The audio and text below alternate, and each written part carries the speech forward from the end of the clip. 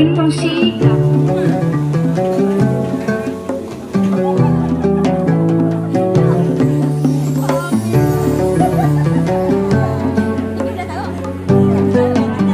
banyak rezeki, tapi kalau orang tuanya males-malesan nyari kiai.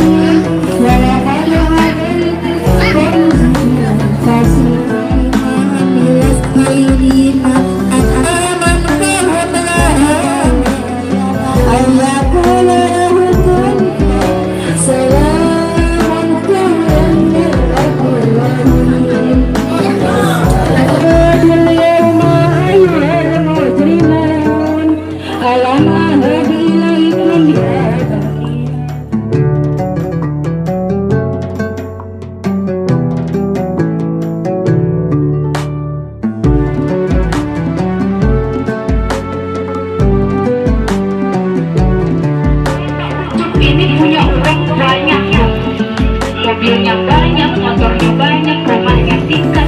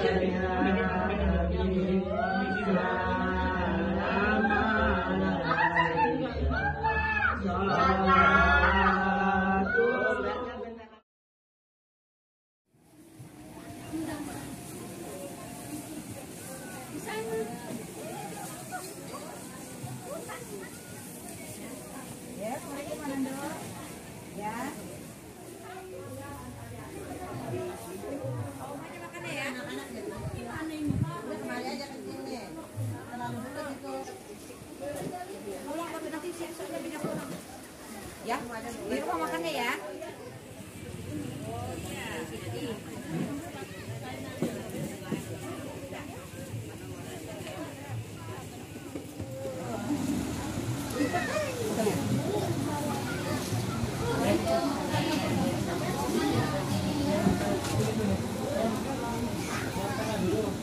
Di depan mungkin Bu ya.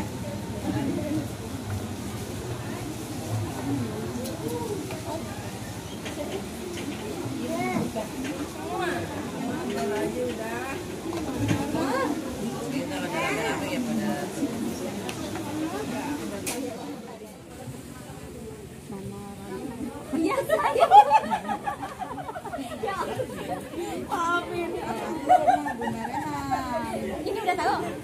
Enggak kenal sih. Ternyala bluetoothnya. Yang sama-sama yang kita hormati yaitu Sahibul Bait Bapak Rahim Amirul Mukminin dan Ibu Mutih Atul Khoriyah beserta keluarga besarnya yang sama-sama kita hormati. Marilah kita sanjungan kepada baginda Nabi besar kita Muhammad Sallallahu Alaihi Wasallam yang telah memberikan kita, yang telah membawa kita dari alam kebodohan sampai ke alam yang penuh dengan ilmu pengetahuan seperti sekarang ini. Rasmin binti Rasdan, almarhum dari Jagun Kadim, almarhumah Kapsah binti Mafur, almarhum Wasban bin Adam. Bismillahirrahmanirrahim. Wal mu'minina wal mu'minat wal muslimina wal muslimat al ayyamin al-fatikum wa ma halfakum la'allakum turhamun wa ma tatihim min ayatin min ayati rabbihim illa kanu anha muridin warzaki la'anfikum mimma razaqakum Allah qala allazina kafaru lillazina arsalun in kanat illa sayyatan wahidatan fa ijahum jami'un ladaina muhdarun fala bajannatil yawma fi subulin fakihun hum wajwajuhum fi jilalin alal haraiki muttaqiun lahum fiha min rabbir rahim salamun qawlan min rabbir rahim salamun yawma ayyuhal mujrimun alam ahad ilaikum ya banikum mustaqim wa laqad adaltum zibilan kasira afalam takunu taqilun hadihi jahannam allati kuntum tu'adun islauha al-yawma bima kuntum takfurun al-yawma nahtimu ala yahum mimma amilas aydina ataman fahum laha malikun wa jalanaha lahum minha rabbihim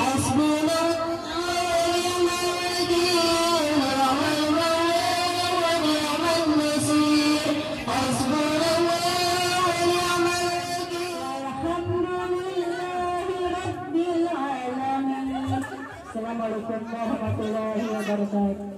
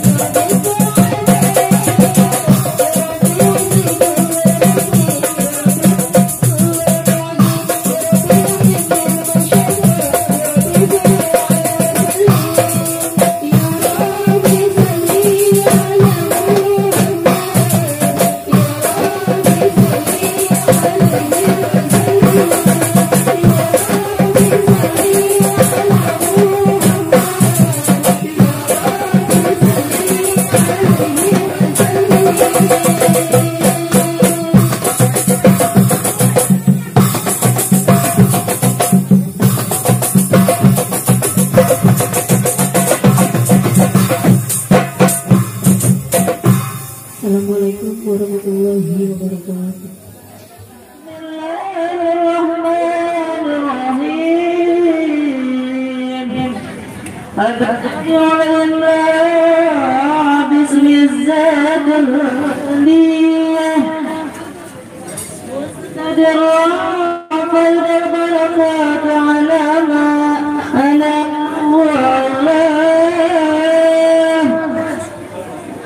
وصلي بحمد موارد وشاربة هنية مبتدعا من شكر الجنة مطايا.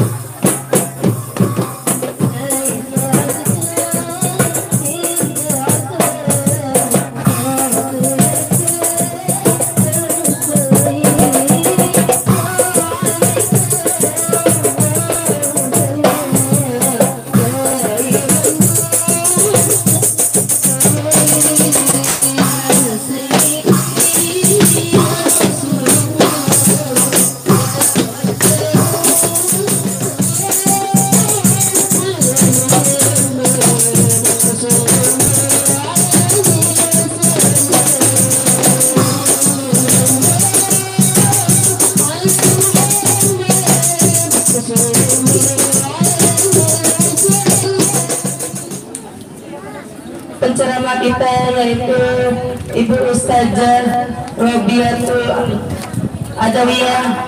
Kepadanya waktu dan tempat saya persilakan dengan segala hormat.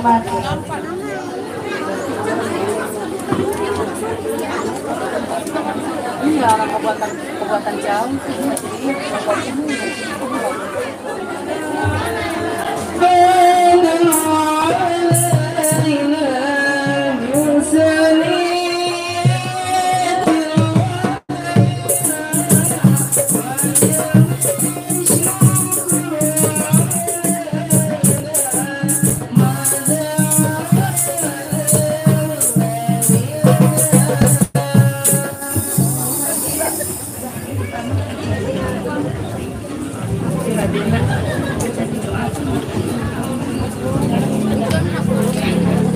Dan tak lupa yang saya hormati tamu undangan jamaah sekalian, alladzina lam yuzkar ismuhum wahidan fawahidan ta'ziman wa takriman ilaihim.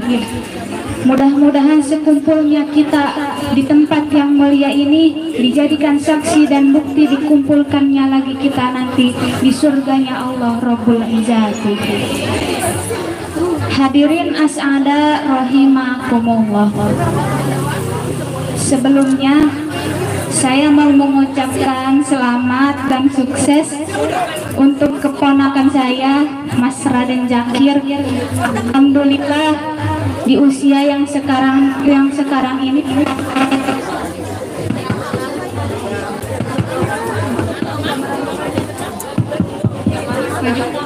sana.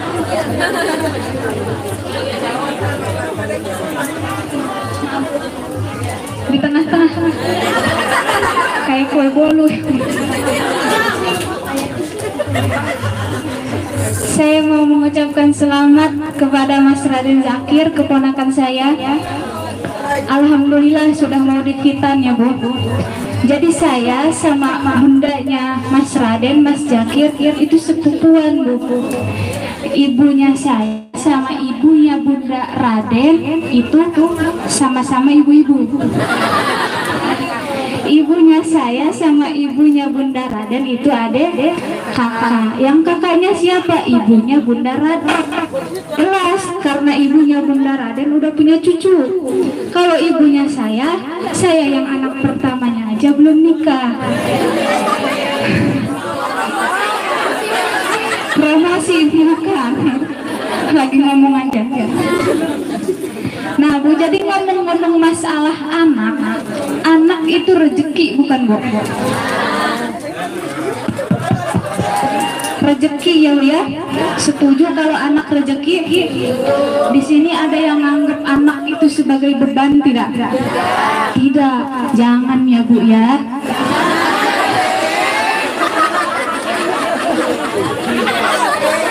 Jadi rezeki itu bukan melulu soal uang, bukan melulu soal duit. Walaupun manusia yang ada di kolong langit, kalau ditanya apa itu rezeki, uang. Kalau nggak punya uang kayak nggak punya rezeki dari Allah. Dikasih rezeki sama Allah, mau bersyukur aja harus punya uang berjuta-juta. Mau bersyukur aja harus punya uang yang banyak. Jadi rezeki itu bukan melulu soal itu pun termasuk rezeki. Sekarang saya beri contoh dua. Yang pertama ada dua bapak-bapak. Yang pertama namanya Bapak Ucup misal. Yang kedua Bapak Yanto. Di sini ada? Kalau ada pinjem dulu namanya. Yang pertama Bapak Ucup, yang kedua Bapak Yanto. Bapak Ucup ini punya uang banyak tuh. Mobilnya banyak, motornya banyak, rumahnya tingkat. Tapi karena sebab itu dia jadi selingkuh. Udah punya anak, udah punya istri, lagi naik-naiknya derajat, lah udah punya uang, ya penghasilan naik, jabatan naik. Bilang ke istri, bukannya ngajak liburan malah minta nikah lagi. Nah itu Ucup punya banyak uang. Yang kedua Bapak Yanto. Bapak Yanto uangnya biasa aja Bu.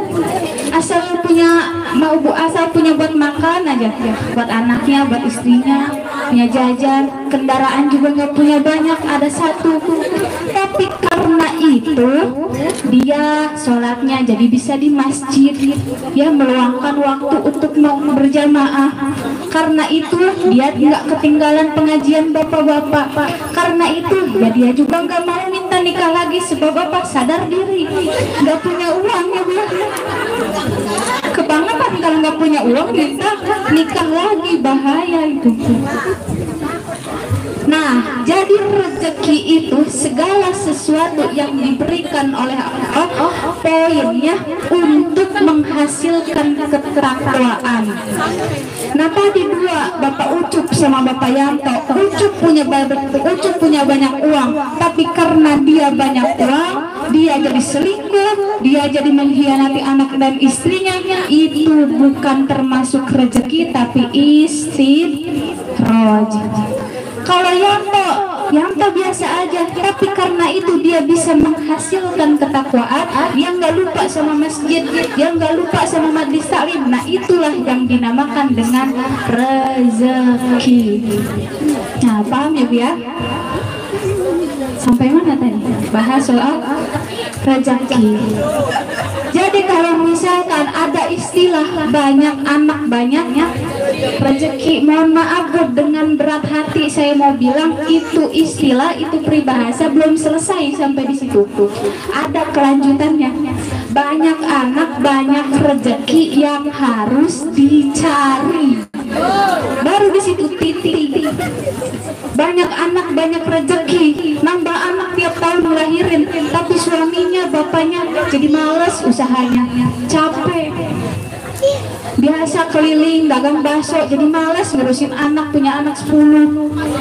Ya buat apa istilah banyak anak banyak rezeki, tapi kalau orang tuanya males-malesan nyari biaya buat anak, nyari nafkah buat anak, nyari biaya buat pendidikan anak. Katanya pengen punya anak yang soleh, anak yang cerdas supaya anaknya sukses dunia akhirat, butuh kerjasama antara orang tua juga. Nah jadi di sini saya ingin membahas sedikit anjuran perintah dari Nabi, bagaimana peran orang tua untuk bisa mendidik anaknya supaya menjadi waladun soleh. Yang pertama nih Bu, yang pertama, semenjak bayi ada dalam rahim ibu yang sedang mengandung bayi, yang sedang mengandung anak tersebut, jangan menjauh dari alkohol. Ya, sering-seringin baca Al-Quran. Kalau anaknya pengen ganteng, bacain surat Yusuf. anaknya pengen cantik, bacain surat Maryam. Masya Allah udah apal warga sini mah, udah gak usah dibilangin ya. Jangan ini mah anak dalam kandungan didengerin musik dangdut, didengerin musik koplo, didengerin musik jedang-jedut ya. Ibunya nonton drama ya di HP, kalau nggak di TV di Indosiar. Banyakin baca Al-Quran, banyakin baca sholawat. Supaya apa?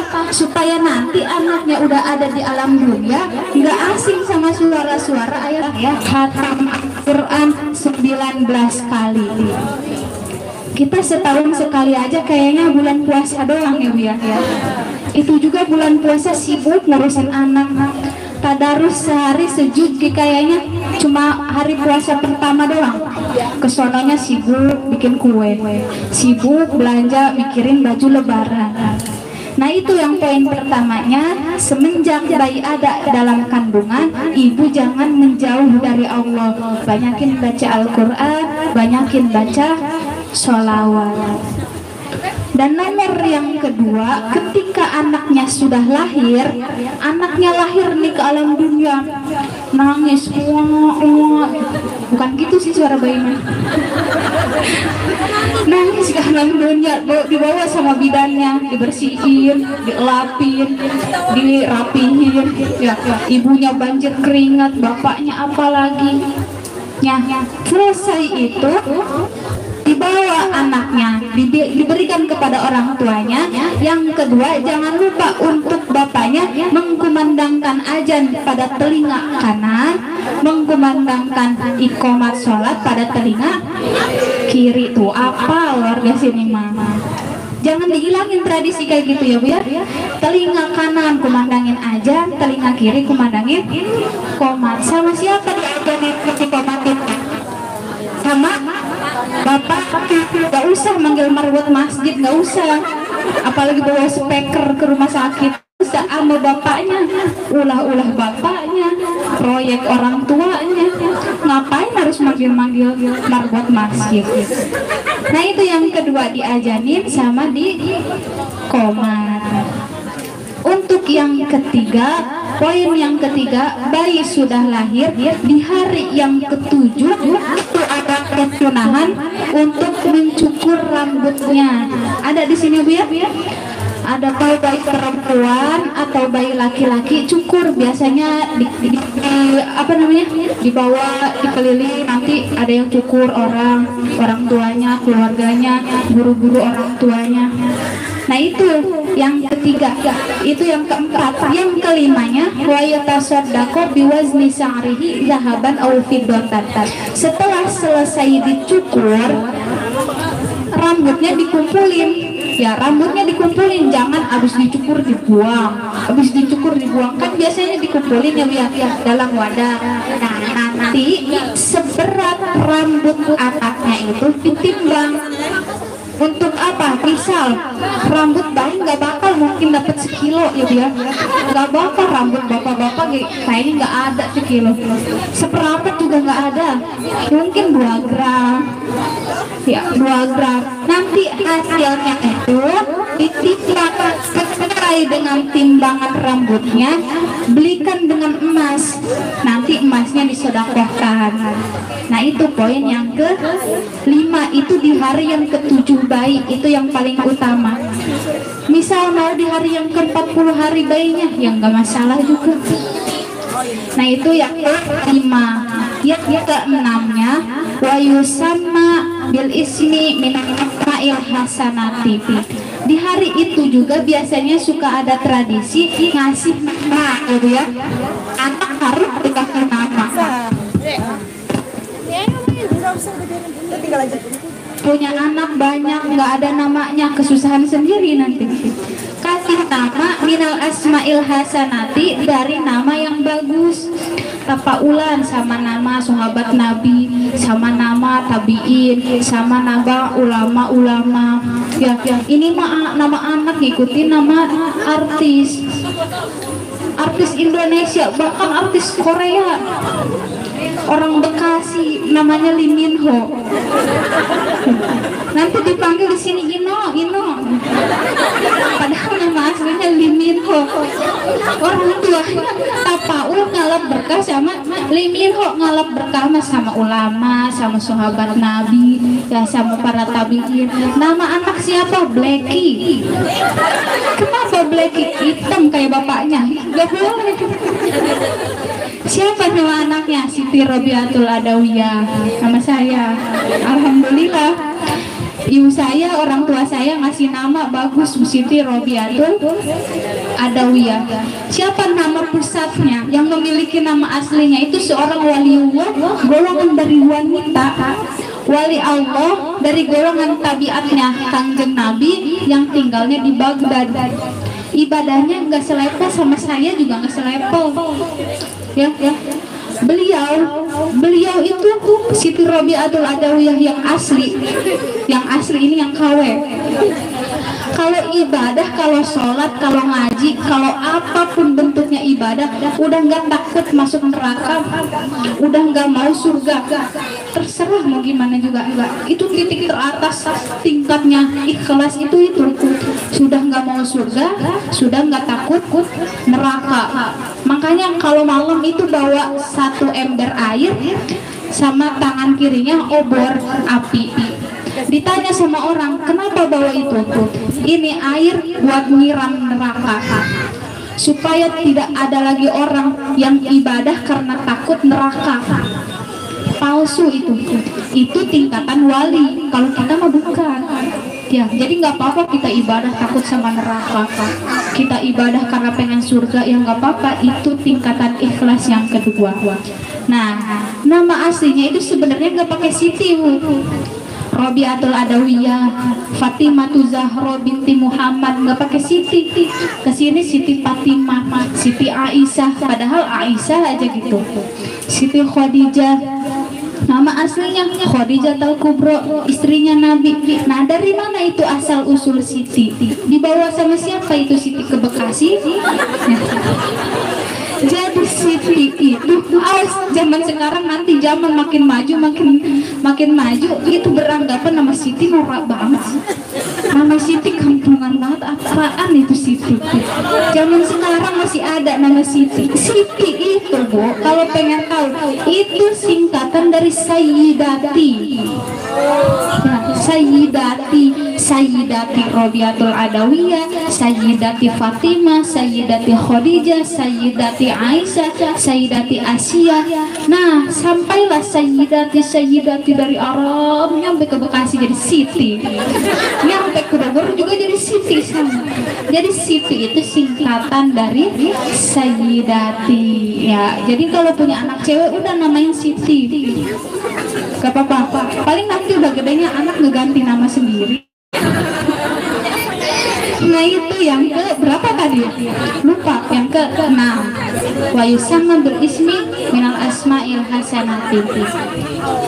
Lanjut, nah itu tadi dicukur ya, disodakohkan rambutnya seberat rambutnya dengan emas, lalu diberi nama. Itu afdolnya, utamanya di hari bayi yang ke-7.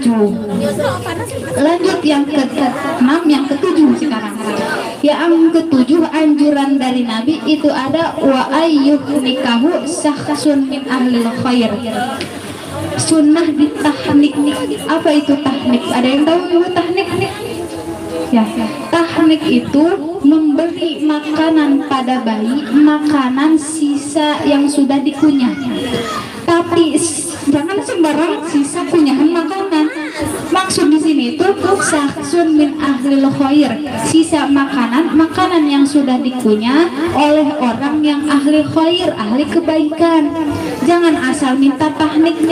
Ini minta tahnik ke siapa? Ke tukang bengkel. Jangan, mulutnya juga banyak olinya, kasihan bayinya. Minta tahnik ke para habib, ke para ulama. Kalau punya kakek, punya nenek, tiap malamnya baca Al-Quran, tiap bulan khatam, tahnik sama kakek neneknya. Jadi tahnik itu ibu bawa ke tempat orang tersebut, orang ahli khair itu. Nanti ibu bilang, minta anak saya untuk ditahnik, ngalap berkah. Nanti orang itu ya, ahli khair itu, ulama itu, habib itu punya kurma ya Bu ya. Kurma aja, jangan nasi liwet Bu, jangan durian juga Jadi kurma dikunyah jangan terlalu hancur juga ya, dikunyah asal aja gitu, dikunyah. Nah nanti dikasih ke bayinya, jangan dipaksa bayi buat nelen juga, keceklok. Jadi bayinya suruh ngemut kurma itu nanti bayinya diemut kurmanya, udah diambil kurmanya gitu. Jadi itu namanya ditahnik, ngalap berkah. Ada Habib nih ngomongnya lancar, ngomongnya selalu tentang kebaikan, apalagi hafal Al-Quran, hafal ilmu tafsir. Nah itu ngalap berkah supaya nanti anak ibu juga bisa cerdas, bisa soleh, bisa mengikuti jejak langkah Habib itu, kiai itu, ulama itu. Nah itu namanya ditahnik. Nanti kalau ibu punya bayi atau sekarang lagi ngandung, niatin dari sekarang, nanti saya mau bawa ke ulama anu, ke kiai anu, ke Habib anu, saya mau anak saya ditahnik supaya bisa pinter ngomongnya, supaya cerdas otaknya, supaya nggak bandel. Nah itu poin yang ke-7. Sekarang yang ke-8, anjuran dari Nabi terlebih kepada orang tua yang menginginkan anaknya jadi soleh, yang soleha, yang cerdas, punya akhlakul karimah, yang sabar, nggak suka gegabah, yang nggak suka tantrum, biar ibu bapaknya tentram. Nah poin dari Nabi yang nomor ke-8-nya yaitu wal akikotu, yaitu akikah. Di sini suka ada ya akikah ya? Iya tuh udah percaya sama warga sini. Jadi setiap manusia yang diciptakan oleh Allah itu semuanya mempunyai naluri hewani, maka disyariatkan dalam diri kita untuk memotong sifat-sifat hewani agar diharapkan ketika dewasa tidak tumbuh menjadi seperti hewan yang dalam situasi sering menggonggong meminta sesuatu. Makanya dalam Al-Quran wala takul lahuma ufin. Orang yang imannya bagus, orang yang takwanya bagus, tidak akan berani memberontak kepada orang tuanya. Makanya dari itu diperintahkanlah akikah sejak dia lahir.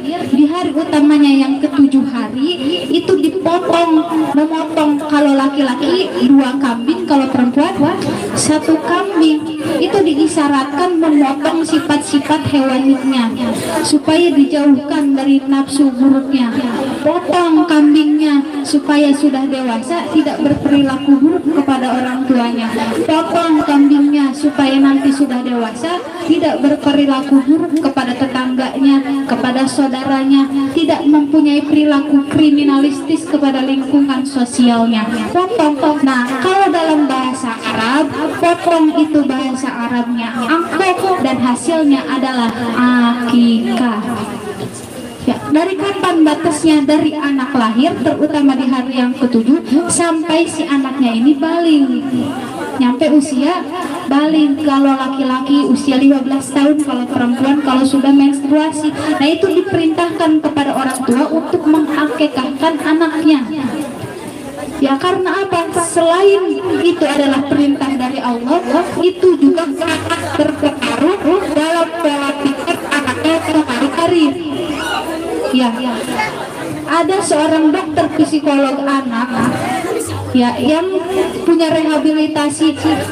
Orang tua sering konsultasi sama dokter, punya anak yang bermasalah. Sebelum sama dokter ini dikasih solusi, biasanya dokter sudah nanya, ini anaknya sudah diakikah apa belum? Belum. Mungkin di sini sebabnya.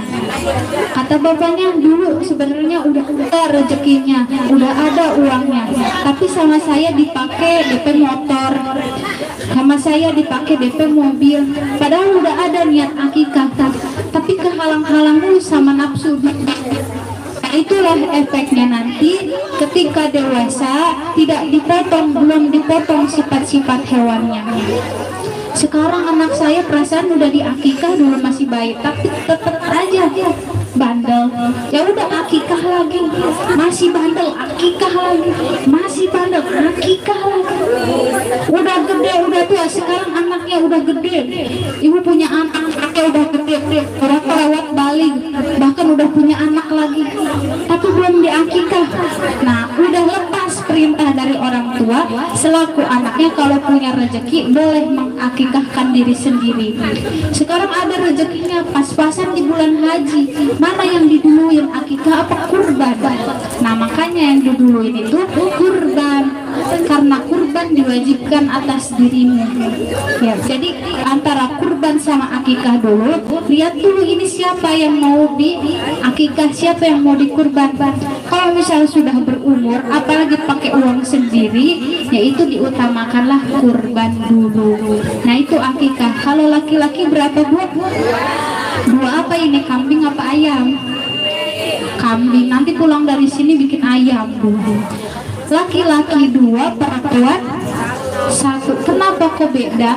Karena laki-laki terlebih-lebih otak emosinya itu lebih besar sedikit dibanding perempuan. Makanya yang sering bandel ini anak laki ya Bu ya.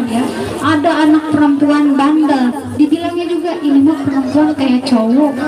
Nah itu makanya laki-laki diberi akikahnya 2 ekor kambing, perempuan diberi akikahnya 1 ekor kambing. Nah itu nomor yang ke-8. Sekarang yang ke-9, Bu, yang terakhir nih. Yang terakhir adalah khitan. Bu, apa itu khitan? Sunat. Apa itu sunat? Khitan. Apa itu khitan? Sunat. Apa itu sunat? Khitan. Apa itu sunat? Potong. Kaget atau anaknya. Kita lihat hadisnya ya.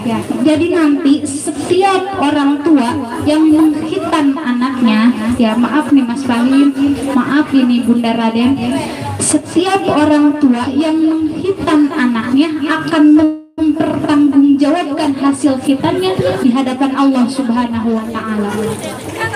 Hadis dari Nabi, al-fitratu khamsun. Fitrah yang melekat pada tubuh manusia itu ada 5. Kita fokus pada 1 saja, karena kalau dibahas 5-5-nya takut selesainya maghrib. Nanti ibu kelaparan di sini. Kita fokus pada 1 saja. Yang pertama al-khitan, yaitu khitan. Jadi Nabi tidak menjawab khitan itu dengan potong, tapi Nabi mengucapkan bahwa khitan itu adalah fitrah. Jadi dalam ilmu hadis, apa itu khitan? Khitan itu fitrah. Sekarang persoalannya, apa itu fitrah? Di sini ada yang namanya fitrah? Bukan itu yang dimaksud. Yang dimaksud dengan fitrah adalah, kita lihat surat Ar-Rum ayat 30, fa'akim wajhaka lid-dini hanifah fitratallahi allati fataran nasa 'alaiha. Fa'akim wajhaka lid-dini hanifah, hadapkan dirimu pada ketentuan-ketentuan syariat agama dengan kafah, dengan benar, dengan sepenuhnya. Maka orang-orang yang menunaikan, yang melakukan, yang mengerjakan ketentuan syariat agama itu adalah fitrah yang melekat pada tubuhnya. Jadi ketika Quran menyebutkan kata fitrah, ketika fitrah disebutkan dalam Al-Quran, itu untuk menunjukkan yang taat kepada Allah, hamba yang mau menunaikan tuntunan agamanya. Jadi ketika ada anak dihitan, lalu orang tuanya mengadakan walimatul hitan, pengajian seperti ini, itu bukan sekedar potong, itu bukan sekedar dipotong. Karena kalau cuma sekedar dipotong, zaman sekarang jangankan yang muslim, yang non muslim pun di Korea lah, di Amerika lah, di Inggris, itu bayi yang baru lahir wajib harus diberikan ASI. Kalau laki-laki harus disunat, harus dihitan. Kenapa? Karena dipercayai bahwa hitan dan sunat itu sangat mempengaruhi bagi kesehatan anak. Bisa mencegah dari gangguan pencernaan saluran kemih. Nah, jadi itu Allah memberi syariat, memberi perintah, itu pasti ada manfaat untuk kehidupan kita. berkhitan dengan fitrah. Khitan itu adalah bukan cuma sekedar potong. Kalau cuma sekedar potong, apa bedanya khitan kita sama khitan mereka yang bukan non-muslim? Nah, jadi bedanya fa'akim wajhaka dini hanifah. Orang yang mau dikhitan seperti Mas Jakir atau anak-anak ibu yang lainnya, orang yang sudah dihitan itu berarti dia bertekad dengan hitannya, dia akan berusaha untuk supaya bisa lebih dekat dengan Allah Subhanahu wa Ta'ala. Ketika orang tua mengadakan acara walimatul khitan, dikumpulkanlah teman-temannya, diundang keluarganya, diundang saudaranya, kerabat, teman-teman tetangganya. Itu bukan cuma mau ngasih tahu kepada kita semua bahwa sekarang Mas Fahim sama Bunda Raden itu sudah menghitan Mas Jakir. Bukan cuma memberitahu kepada kita bahwa sekarang Mas Jakir udah disunat nih, tapi dengan itu mulai hari ini muncul tugas dari Allah kepada Mas Fahim dan Bunda Raden selaku orang tua untuk mendidik anaknya supaya bisa lebih dekat dengan Allah. Jadi kalau sebelum dihitan ke masjidnya maghrib doang, sekarang abis dihitan 5 waktu ke masjid. Ke masjidnya kalau abinya lagi di rumah, abinya lagi nugas nggak ikut ke masjid, sekarang ke masjid sama teman-temannya, sholat dulu di masjid berjamaah, usaha 5 waktu. Nanti tapi jangan sekarang, kalau udah sembuh ya Bu ya. Nah itu mendidik anaknya supaya bisa lebih dekat dengan Allah. Selain yang ke-9 ini, proses untuk kita supaya mempunyai anak yang soleh, yang solehah, itu dengan peran orang tua harus ada. Diusahakan misal biayanya, peran ibunya, peran ayahnya. Jangan lupa juga untuk didoain. Karena doa orang tua itu lebih mustajab daripada doa 100 wali kutub. Ibu jarah ke Cirebon, jarah ke Banten, jarah ke Jawa Tengah, minta doa kepada para kiai supaya didoain anaknya jadi anak soleh. Tapi ibu sendiri yang jadi orang tuanya gak pernah ngedoain anak. Ya, udah mending sama orang tuanya dulu didoain. Kalau doa daripada kiai, doa dari para habib, doa daripada ulama itu bonus. Yang harus itu doa orang tua. Doa ulwalid liwaladihi kadu'ain nabi li ummatihi. Doanya orang tua kepada anaknya itu seperti doanya nabi kepada umatnya. Dan jangan lupa kalau ke anak itu kalau ngomong jangan asal ngomong. Anak bandel, dasar bandel ya kamu, ya udah anaknya bandel. Nakal ya kamu, ya udah anaknya nakal. Bodoh ya kamu, ya udah anaknya bodoh. Jadi saya beri satu contoh kisah.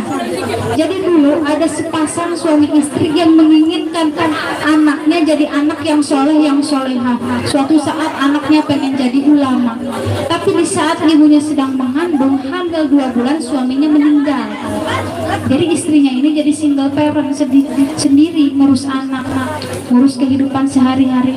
Tapi dengan itu tidak memutuskan niatnya untuk mempunyai anak yang soleh, anak ya supaya jadi ulama, bisa nolong orang tuanya nanti di akhirat. Dan setelah anak itu lahir, lalu tumbuh setelah 4 tahun, qadarullah anaknya itu buta, nggak bisa ngelihat. Diuji lagi keimanan istrinya ini, ibunya ini, kekuatan kesabaran ibunya. Setelah umur 4 tahun dilihat-lihat anaknya ini kelihatan cerdas. Ya kalau ngapal cepet hafal, dibacain Al-Quran sama orang tuanya langsung hafal. Akhirnya karena orang tuanya biasa aja, diantarkanlah ini anak ke tempat ngaji, ke guru ngaji. Disuruh apa? Disuruh hafal Al-Quran. Akhirnya setelah dibawa ke tempat pengajian, langsung ketika murid-murid yang lain, maaf yang normal, yang biasa aja, ditalaki sama syekhnya, diajarkan sama syekhnya, hari ini talaran ini, hari ini hafalan ini. Tapi untuk anak yang buta tersebut, syekhnya sekali baca satu ayat, anaknya langsung hafal. Dibaca satu lembar, anaknya langsung hafal, bahkan dengan tajwidnya, dengan makhrajnya. Dan saat itu kebetulan yang dibaca adalah surat Qaf. Surat Qaf. Setelah itu ustaznya bilang ke anaknya, "Dek, kayaknya kamu berhenti dulu ngapal Quran. Sekarang kamu fokus dulu ngapalin ilmu hadis," kata gurunya ini. Nah, akhirnya gembira anaknya, diapresiasi oleh syekhnya. "Saya berarti hafalannya bagus, sekarang saya mau hafal hadis." Pulang, diantarkan pulang kepada orang tuanya. Gimana sih anak umur 4 tahun dalam keadaan maaf yang buta, yang nggak bisa ngeliat, bilang ke orang tuanya, "Mama, ibu, saya mulai saat ini saya mau menghafal hadis." Kata guru, suruh ngapal hadis. Kata guru, saya cerdas, saya gampang diajarinnya, saya mau belajar hadis. Kata ibunya, gimana? Ibunya jadi sedih. "Dek, mulai sekarang Quran dulu selesai, nanti hadis." Tidak mau hadis, Quran dulu, hadis dulu. Kata guru juga, hadis dulu. Nah, akhirnya dibawalah ke dalam. Anaknya di kamar terus mengulang-ulang hafalannya. Ibunya di kamar sholat pada Allah, sujud, nangis, ngedoa. Ngerasain punya anak yang buta, punya keinginan yang sangat tinggi. Akhirnya dengan rendah hati si ibunya berdoa kepada Allah, "Allahumma a'id basirotabni, Allahumma a'id basirotabni, Allahumma a'id basirotabni." Ya Allah, kembalikanlah penglihatan anakku. Beliau sangat belajar, ingin mendalami ilmu agama.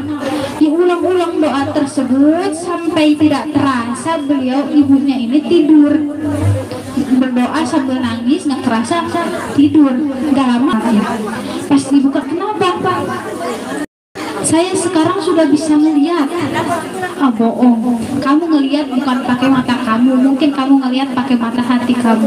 "Enggak, beneran sekarang udah bisa ngelihat." "Bohong, yang sabar." Ibunya makin sedih, ya, menganggap bahwa anaknya ini berhalusinasi. Akhirnya anaknya memberitahu, "Benar, nih ini mama sekarang pakai baju warna ini ada tulisan ini ada tulisan ini, di sini ada benda ini, di sini ada benda ini." Akhirnya dipeluklah anaknya. Tujuan dari anaknya pulang tersebut untuk meminta izin kepada orang tuanya untuk apa? Belajar ilmu hadis. Akhirnya pergilah beliau kemana? Ke Uzbekistan. Beliau asalnya orang Uzbekistan, lalu mendalami ilmu hadis. Sekarang beliau bernama Imam Al-Bukhari. Orang yang belajar hadis pasti mengetahui siapa itu Imam Al-Bukhari dan Imam Al-Muslim. Saya koni dua guru pakar hadis di manapun, bukan Indonesia saja. Beliau asalnya orang Uzbekistan. Nah, itu dia, anaknya itu harus dibantu dengan peran doa. Dan yang tadi, jangan asal ngomong sama anak-anak. Suatu hari ada seorang ibu yang mempunyai anak lelaki umur 5 tahun lah. Bahasa Sunda mah mujihna badur. Dan suatu hari ibunya ini mau kedatangan tamu dari luar. Ibunya mau masak. Selesai masak, bikin sayur, goreng ayam, bikin sambal.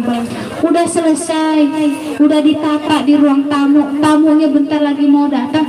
Anaknya kan yang tadi itu bandelnya luar biasa. Akhirnya sama anak itu sayur disiram sama tanah. Dilempari tanah, taburi tanah. Nah, sayur tamu mau datang, mau dipakai buat suguhan tamu, sayurnya mah dikotorin sama anaknya. Kalau ibu jadi ibunya anak ini mah kayak gitu, ditarik anaknya, udah gak bisa ngomong, ngerem di kamar mandi, ngumpet di kamar mandi, nangis, kesel sendiri punya anak ini. Tapi gimana sikap ibu ini di saat emosi sedang lagi di puncak-puncaknya, tamu udah dekat, makanan malah diacak-acak sama anaknya. Ibunya malah bilang, "Kamu pergi kamu sana ke Madinah jadi imam di sana. Nah, pergi kamu ke Madinah jadi imam di sana. Tapi anaknya anak umur 5 tahun belum bisa baca Al-Quran. Bukti baca Al-Qurannya juga belum praktek.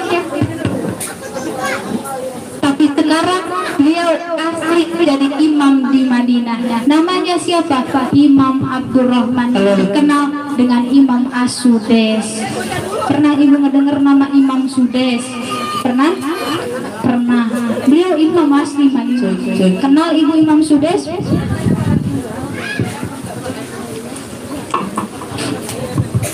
Kenal ibu sama Imam Sudais? Enggak, tahu aja. Jadi Imam Sudais itu punya sejarah. Ketika beliau umur 5 tahun, beliau pernah membuat ibunya ini darah tinggi, emosi sedang memuncak, dan ketika itu ibunya bilang, pergi kamu ke Madinah jadi imam di sana.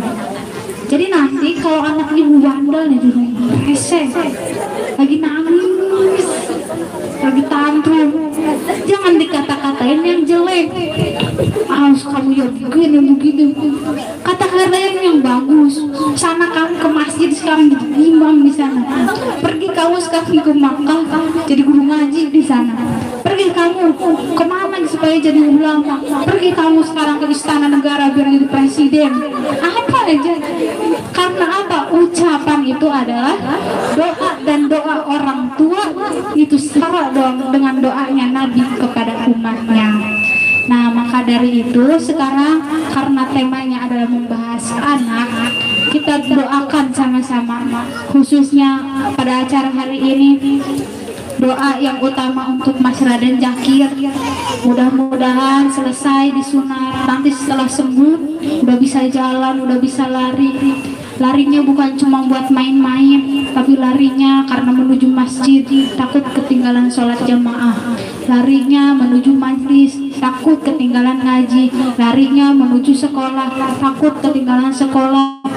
Bicaranya jadi nada rendah, ya enggak ngegas mulu. Jadi tambah soleh, tambah sabar, tambah pinter. Ya, mudah-mudahan Allah jadikan anak-anak ibu semua, karena saya belum punya anak. Allah jadikan anak-anak ibu semua waladun sholih yad'ulah, yang nanti akan terus mendoakan ibu. Jadi ibunya, bapaknya mendoakan anaknya, anaknya juga tidak luput mendoakan orang tuanya. Dan untuk itu mohon maaf, dicukupkan sampai di sini. Kurang dan lebihnya mohon dibukakan pintu maafnya. Kalau ada kata-kata yang tidak berkenan, saya mohon untuk dimaafkan. Wabillahi taufiq wal hidayah. Wassalamualaikum warahmatullahi wabarakatuh.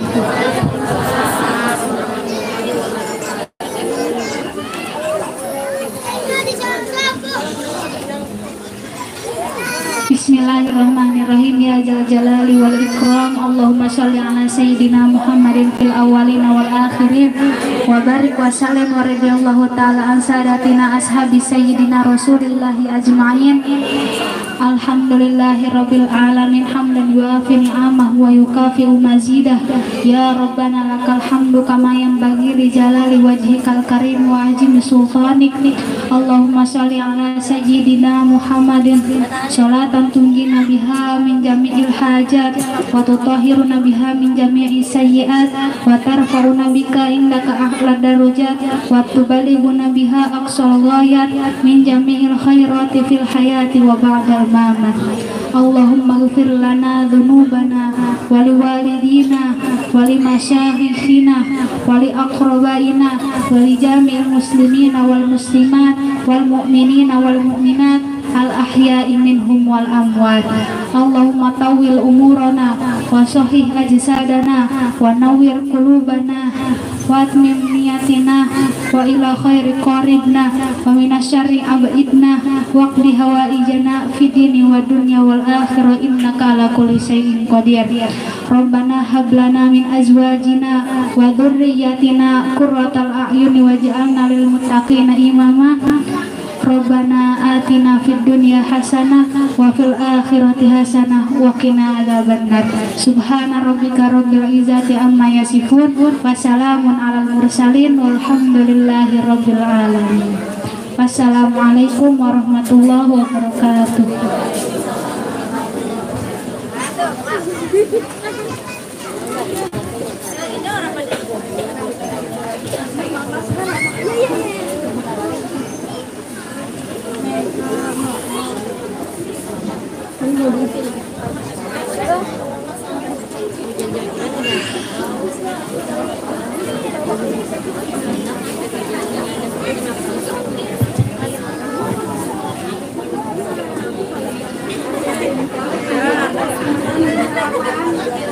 Alhamdulillah, selesai sudah rangkaian acara pengajian pada sore hari ini. Kita tutup dengan mengucapkan Alhamdulillahirabbil alamin. Sallallahu